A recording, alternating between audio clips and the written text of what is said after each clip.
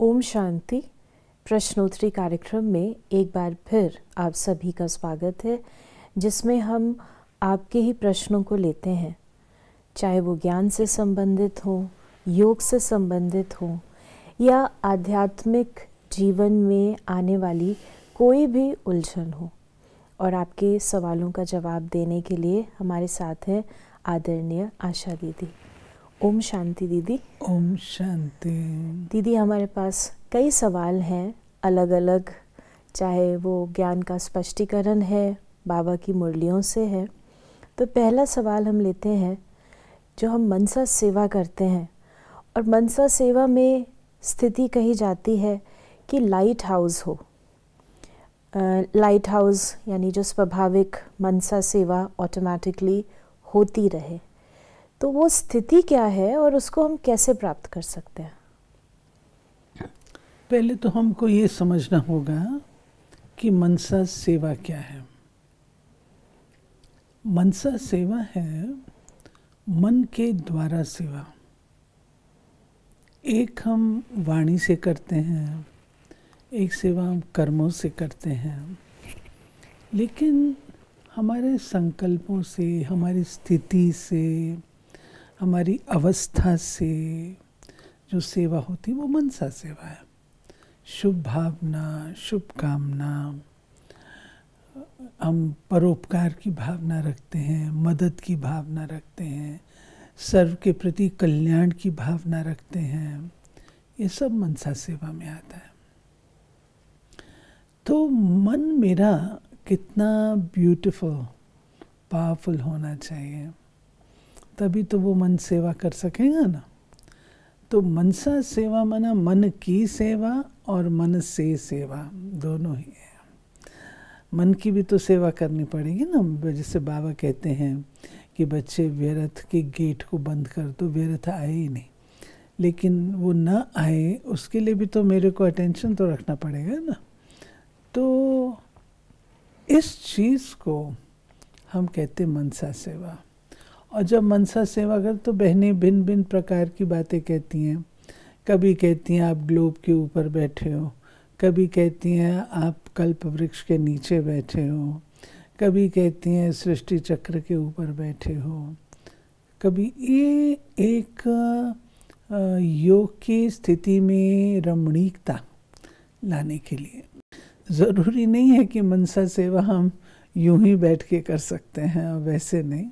ये केवल रमणीक रीत से कर सकें, मनोरंजक रीत से कर सकें, वैरायटी रूप से कर सकें, उसलिए ये सब बातें कही जाती हैं। और जिस समय व्यक्ति ये होता है उस स्वरूप में, तो मैं एक बात सबसे कहना चाहूँगी कि मैं बाबा से ले रही हूँ और आगे मैं दे रही हूँ। मेजॉरिटी कमेंट्रीज में अदरवाइज क्या कहते हैं, मैं शिव बाबा से ले रही हूँ और फिर अपने मस्तक से, हमारे बिंदु से वो किरणें निकलती हुई दिखाते हैं। मेरे को तो वो कहानी याद आती है, जो एक गरीब था, वो अकबर जहाँ पनाह के पास गया कि मुझे ही दे दो, तो अकबर ने तो दे दिया, परंतु उसने एक दिन देखा कि अकबर स्वयं बैठा प्रेयर कर रहा है, तो उसने सोचा जब ये भी उनसे ले रहा है तो मैं डायरेक्ट क्यों ना लूँ। तो मैं ले रही हूँ, दे रही हूँ, ये बात कुछ जमती नहीं है। व्यक्ति डायरेक्ट भी ले सकता है, लेकिन हमें क्या करना होगा, हम अपने मन को इतना अच्छा बनाए। बाबा ने एक मुरली में मिसाल भी दिया है कि जैसे एयर कंडीशन रूम होता है, आप वहाँ जाते हैं, आप ये नहीं कहते कि मुझे ठंडक दे दो, मुझे गर्मी दे दो, लेकिन वो ऑटोमेटिक नेचुरल जो वो है वो आपको देता है।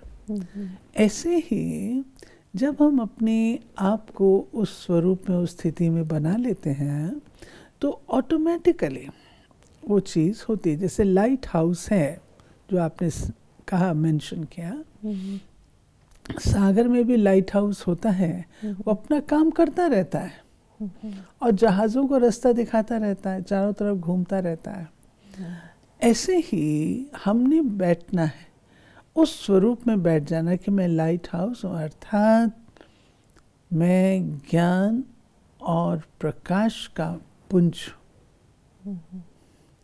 अपनी ये लाइट तो नहीं, लेकिन वो कौन सी समझदारी की लाइट है।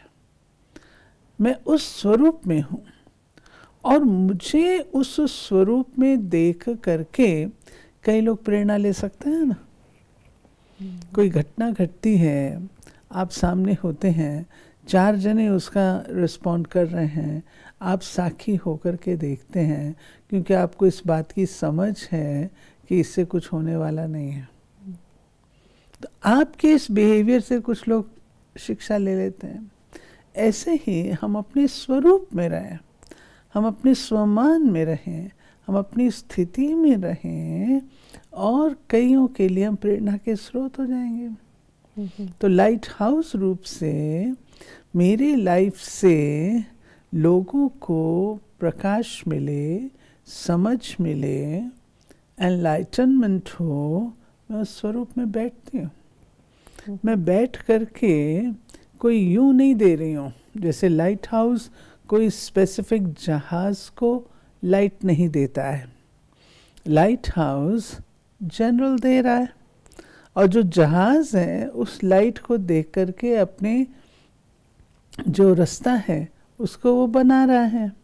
ऐसे ही हम spiritually elevated soul spiritual lighthouse के रूप से बैठते हैं, इसको देख करके अपने आप जहाँ बाबा को शक्ति देनी होगी, प्रकाश देना होगा, जहाँ जिसने मेरे से लाभ लेना होगा वो ले लेगा।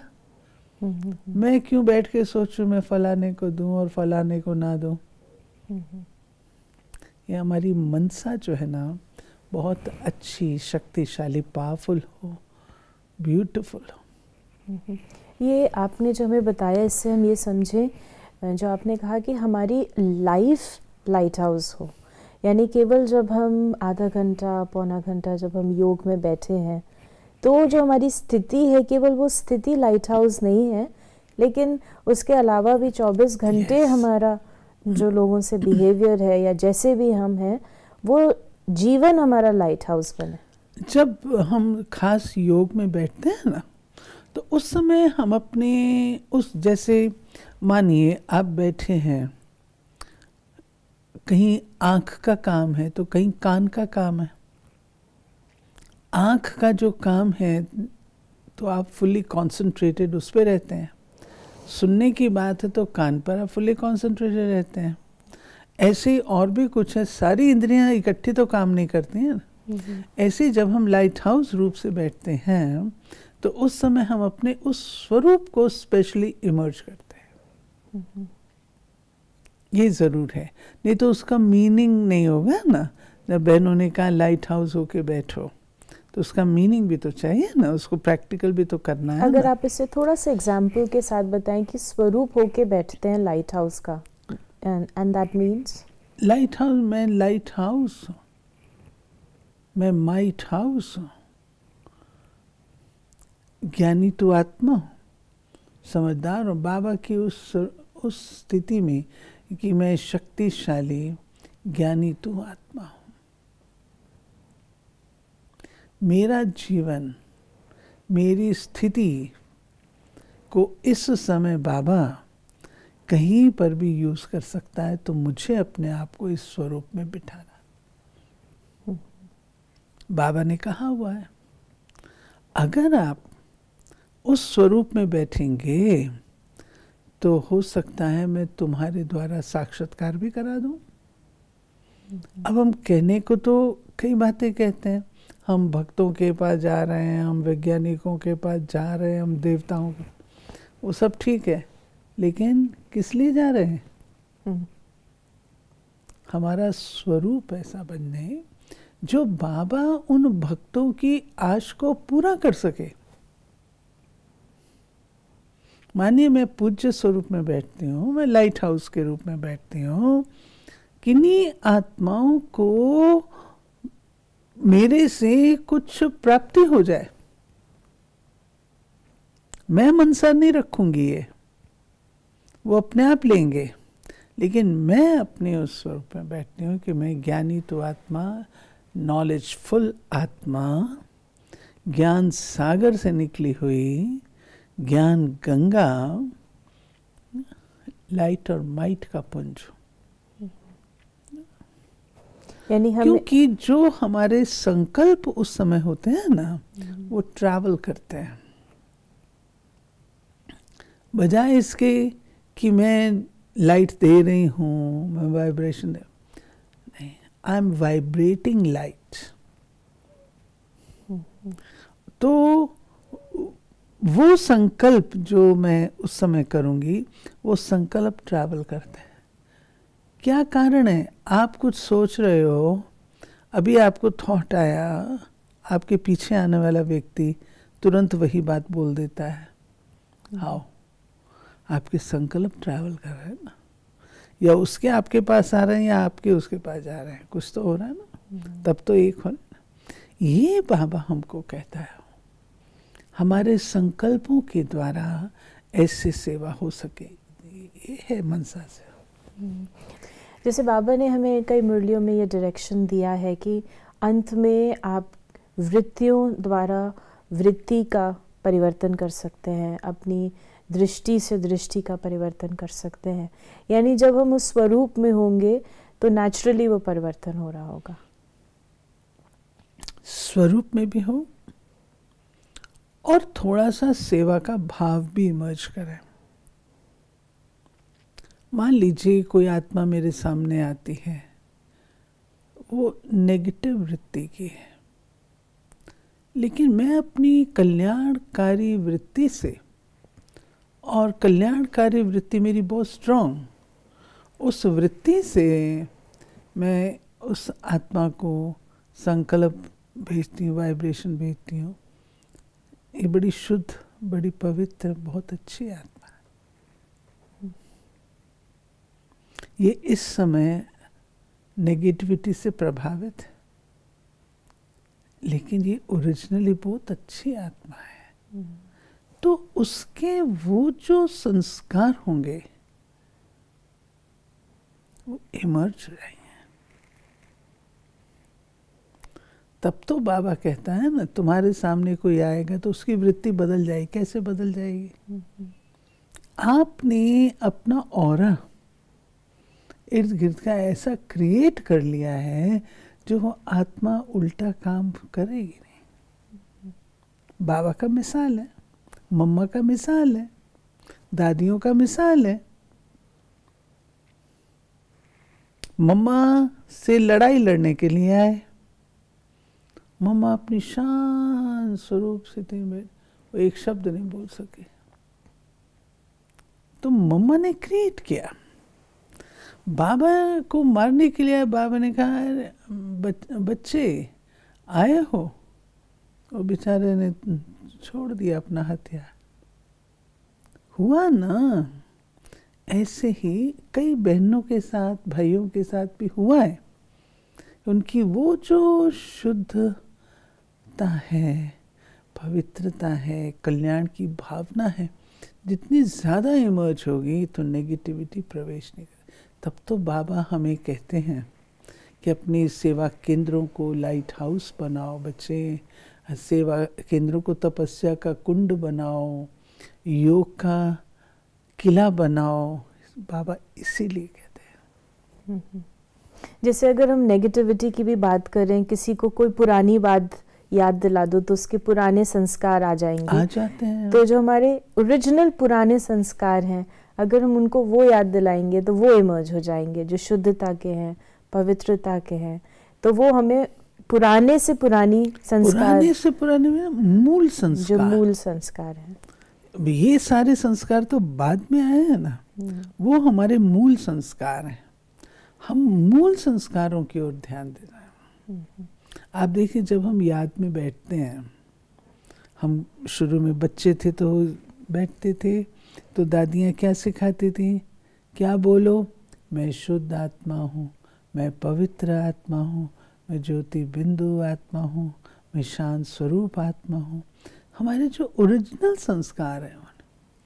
एक बार एक बहन ने भाई के ऊपर बहुत क्रोध किया, बहुत क्रोध किया, बहुत क्रोध किया, बाद में उसको पश्चाताप हुआ, मैंने ये क्या किया, मेरे को नहीं करना चाहिए। वो गई उसके पास अपोलोजाइज करने के लिए, कहा नहीं तुम तो बहुत अच्छी हो, तुम तो बहुत अच्छी हो, क्योंकि उसको ये लग रहा था मैं इतनी खराब हूँ जो मैंने ऐसा ऐसा बोला। तो भाई ने बड़ा अच्छा बोला, सीनियर भाई था, तुम तो बहुत अच्छी हो, ये तुम्हारे अंदर माया आके बोल के गई, तुमने थोड़ी बोला। 1 सेकंड में खत्म।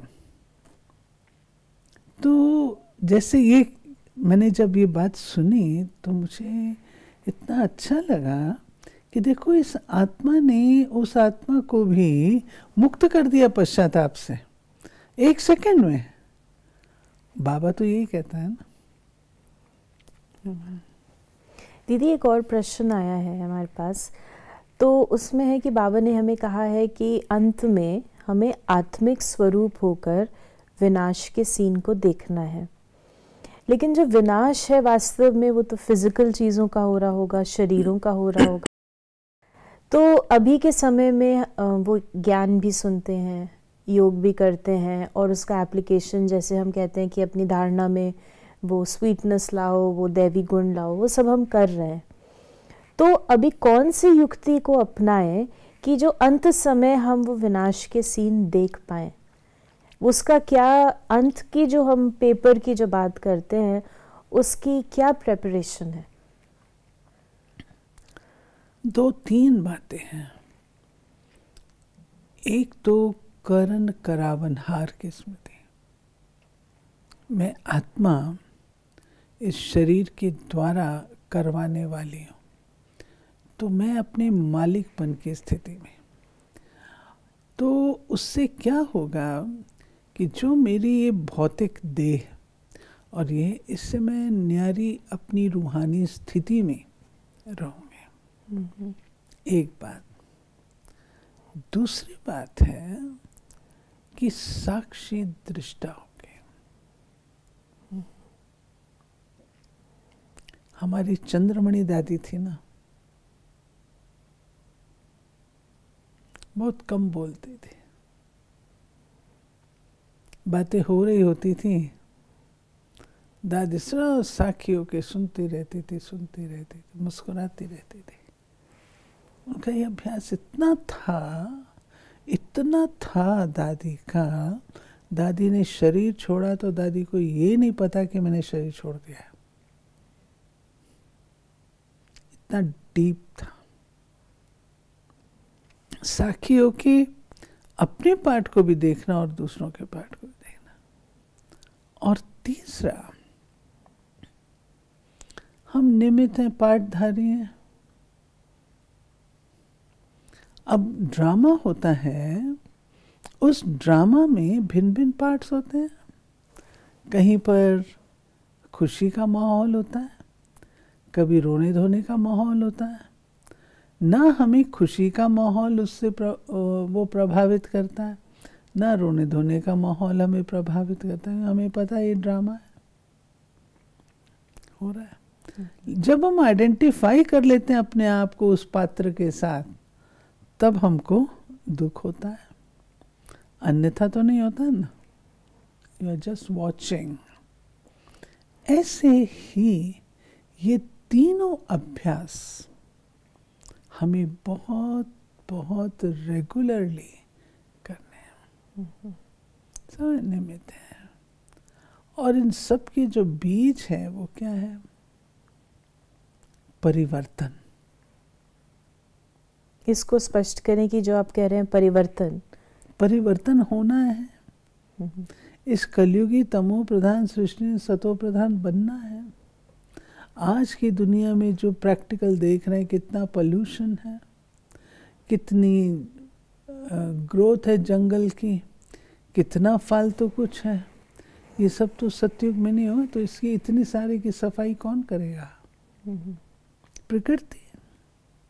प्रकृति दासी बनती है जो सारी सफाई करती है। तो मिर्वा मौत मलू का शिकार हो रहा है ये, लेकिन हमें अंदर में ज्ञान है, हमें अंदर में पता है कि ये सब हमारे लिए सारी सृष्टि को साफ करने के लिए हो रहा है। तो फिर हमको वो दुख या जो नहीं देख सकते हैं वो नहीं, इसमें बहुत हमको सावधानी रखनी है, परहेज रखना है कि हमें उसके साथ अपने आप को आइडेंटिफाई नहीं करना है, साक्षी होके देख। यानी जो 3 आपने हमें बातें बताई, पहला कि करण करावन हार की स्मृति रहे, मालिकपन की एक है, और दूसरा आपने कहा कि निमित्त भाव भी रहे और साक्षी दृष्टा। तो ये अभ्यास हम करते रहें, जितना करेंगे उतना हम अपने को अंत समय या जो भी अचानक जो सीन्स आते हैं ड्रामा में, उसके लिए हम अपने को रेडी कर लेते हैं, प्रिपेयर रह सकते हैं। यदि एक और क्वेश्चन है इसी से रिलेटेड, 2 क्वेश्चंस हैं इनफैक्ट, कि जैसे हमने कहा कि ये ड्रामा में है कि हमें दुख नहीं हो रहा, लेकिन कई बार ऐसा भी होता है कि जो सामने वाला है उसे कंपैशन चाहिए, उसे थोड़े से एक सांत्वना चाहिए फॉर एग्जांपल, और कई बार हम कहते हैं कि ये तो ड्रामा में था, ड्रामा है और हो रहा है, तो उस समय हमें तो नहीं इफ़ेक्ट पड़ रहा क्योंकि हमारे अंदर ज्ञान है, वो शक्ति है, लेकिन अगर सामने वाले को इफ़ेक्ट पड़ रहा है, वो भले ज्ञान में ना हो या हो, तो हम कैसे अपनी ज्ञान युक्त स्थिति को भी बनाएं, और उस समय हम क्या करें? क्योंकि कई बार ऐसा भी है कि कहते हैं तो ड्रामा है, उनका तो पार्ट है, लेकिन उसका तो वो तो दुखी है ना उस समय पार्ट में। ये ह्यूमैनिटेरियन अप्रोच नहीं है। हम सिर्फ ह्यूमैनिटेरियन अप्रोच नहीं लेते हैं, लेकिन हम एंसेस्टर्स हैं, पूर्वज जिसे कहा जाता है। अगर वे लोग दुखी हैं तो हमें खुशी तो नहीं है ना। कोई आत्मा दुखी है तो उसके दुख को निवारण करने का हम प्रयास तो करेंगे ना, हमारी रचना है। कैसे प्रयास करेंगे? हम उसके कर्म में तो इंटरफेयर नहीं कर सकते, हम केवल उसे शक्ति दे सकते हैं। मानो कोई आत्मा शरीर छोड़ देती है, बहुत नियर एंड डियर वन है, अब वो वापस तो नहीं आ सकती ना, आप उसको ज्ञान दे सकते हैं, ज्ञान दे करके उसको शक्तिशाली बना सकते हैं, लेकिन आप और कुछ नहीं कर सकते। तो ये हमारा रोल है जो हमें प्ले करना ही चाहिए। दुखियों के साथ हमें दुखी नहीं होना है। हम डॉक्टर्स हैं, पेशेंट को देखने वाले हैं। अगर पेशेंट को देखते देखते हम भी पेशेंट हो जाएं, वो तो बुद्धिमानी नहीं है ना। हमें अपने रोल को प्ले करना है। कंपैशन भी हो, मर्सी भी हो, सब चीज़ें हो, लेकिन एज ए डॉक्टर। तो इसका मतलब हमें उस समय ड्रामा में, ड्रामा तो है लेकिन साथ साथ अपने रोल को भी रिमेंबर करना है कि हमारा पूर्वज का रोल है। तो डॉक्टर का रोल जो हम बीमारी का इलाज कर रहे हैं लेकिन खुद बीमार नहीं बन रहे हैं, तो वो फायर ब्रिगेड बाबा मिसाल देता है, फायर ब्रिगेड का बाबा मिसाल देता है, डॉक्टर का बाबा मिसाल देता है, टीचर का। टीचर का काम है पढ़ाना, लेकिन टीचर बैठ के एग्जाम थोड़ी लिखेगा बच्चे की जगह। यानी ये दोनों चीज़ें हम बैलेंस में रहें कि हम ऐसा ना सोचे कि ये तो ड्रामा है और ये तो ड्रामा में पार्ट है उनके दुख का, लेकिन हम दुखी ना हो, अपने रोल को भी याद रखें और ड्रामा को भी याद रखें। एक और प्रश्न है कि बाबा कहते हैं केवल मुझे याद करो, और इसी से संबंधित है तो इसलिए बता रही हूँ, थोड़ा सा इसी का एक्सटेंशन हो शायद।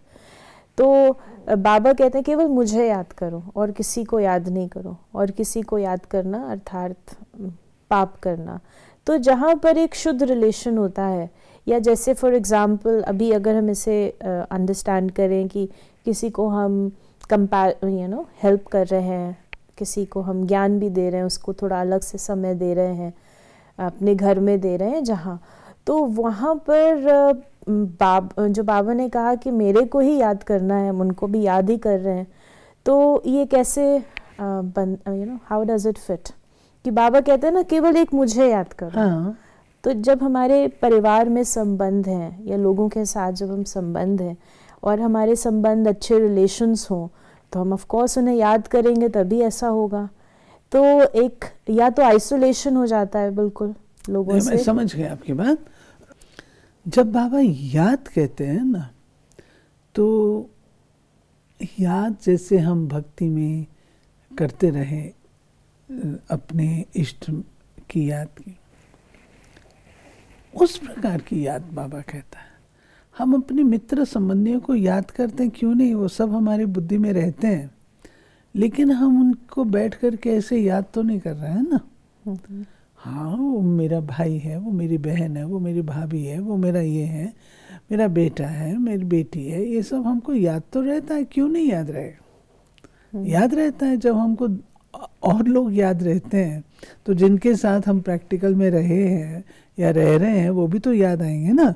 आप अलौकिक परिवार में भी तो लोग रहते हैं ना साथ में, वो याद और प्रकार की है, जिसको बाबा कहता है रिमेम्ब्रेंस,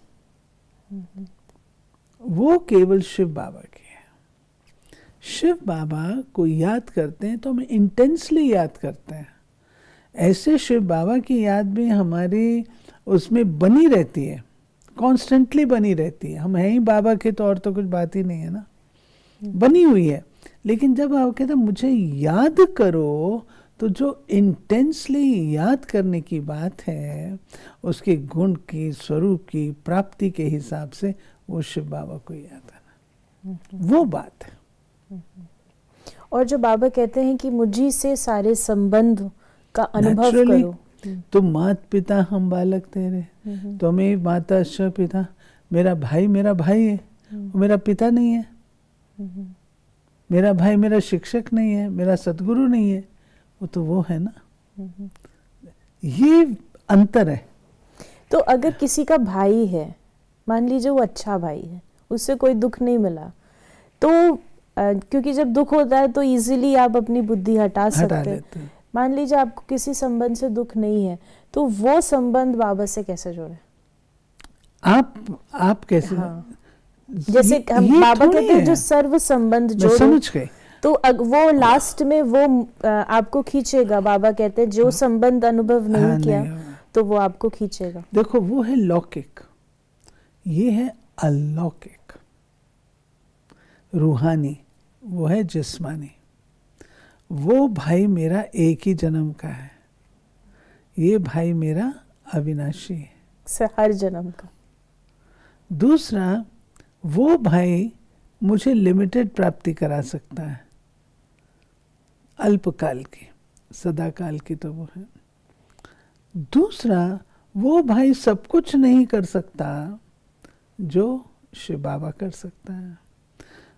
जरूरी नहीं है कि कोई दुख दे या वो तभी हम नहीं, हम वो संबंध की अनुभूति अदरवाइज कर सकते हैं। दुख वाली बात को छोड़ दीजिए, सारे रिलेशंस में दुख थोड़ी मिलता है, प्यार मोहब्बत ये सब कुछ होता है, तब तो हम उनके साथ संबंध जोड़ते हैं।